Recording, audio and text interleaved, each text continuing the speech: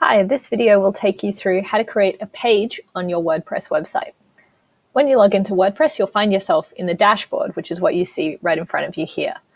In order to edit the pages of your site, add new pages, delete pages, or edit the content of existing pages, you need to navigate to the Pages section of the dashboard, which can be found over here on the left. Once you click that, it will take you to a page that lists out all the pages that make up your site. Now, if you've got a brand new website, all you'll see at this point is a single page called Sample Page.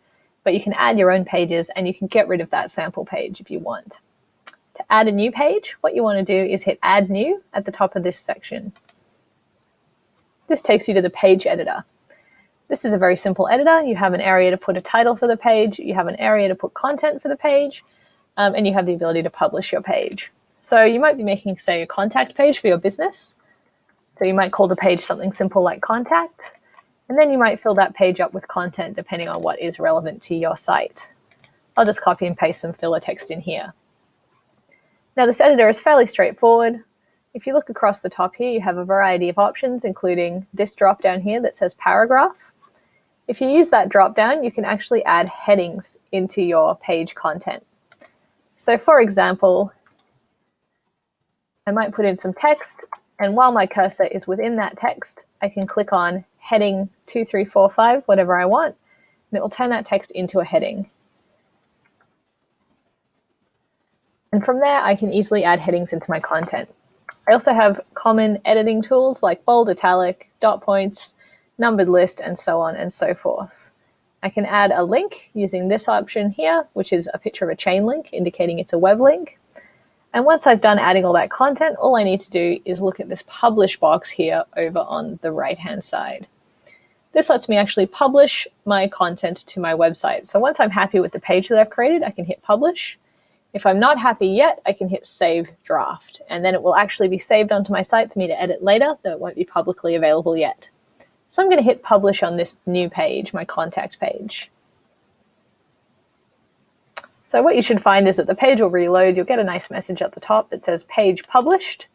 And you'll also see over here on the right-hand side, it'll tell you the date and time the page was published on. Now from here, if you need to make changes to your page, you actually can, even though it's already been published.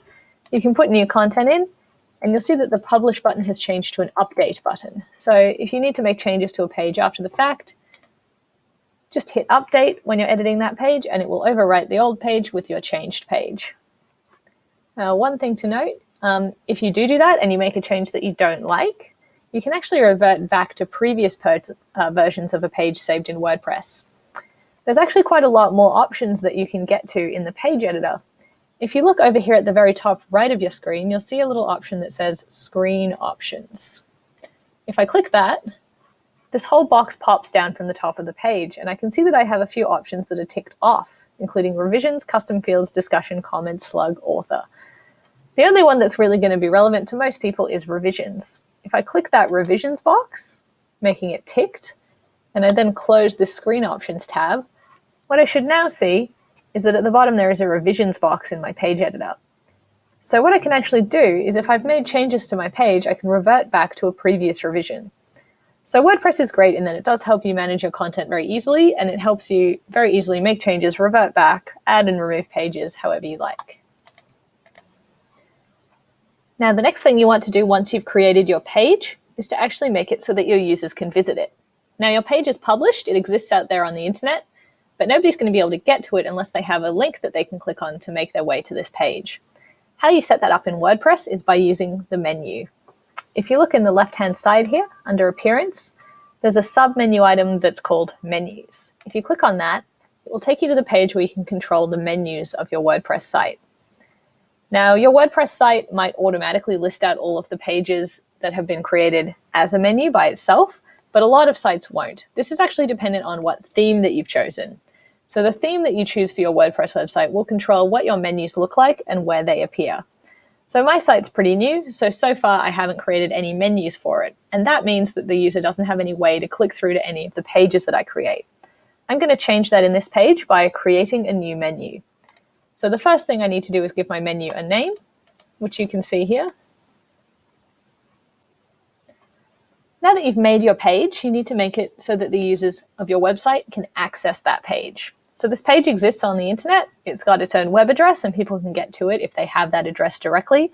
But most commonly what people will do is they'll come to the home page of your site and then they'll click on a menu link to find the other pages that make up your site. So if your site's brand new, like mine is, you may not have set up a menu yet, so the users might not have any way to get to your pages. So in order to change that, if you look in the left-hand side, you'll see the appearance menu. And under that, you have the option menus. If you click that, you'll be taken to a page where you can control the menus of your website. Now, what the menu looks like and where it gets placed in your website is going to be dependent on the WordPress theme that you choose. So while the general rules for setting up a menu remain the same, how that menu looks is going to be different depending on your theme. So what I'm going to do is I'm going to go ahead and create a new menu. The name you give your menu in this section is only for your own personal reference. It won't be displayed on the front end of the website. Go ahead and click Create Menu once you've put in a menu name. Now what you have is a page that lets you control what items are in your menu. This box here on the left-hand side that starts with pages shows you items that can go in your menu. The box here on the right-hand side shows you what is currently in your menu. So at the moment, there's nothing in our menu. So if we want to add a link to a page into our menu, what we want to do is on the left-hand side here, tick what items we want to go in our menu. So in this case, I want the contact page to go in the menu. Once I've selected that, I hit Add to Menu. And what I'll find is that that item gets added to the menu on the right here. You can also add things other than pages into your menu, for example, custom links, which might be links to external websites.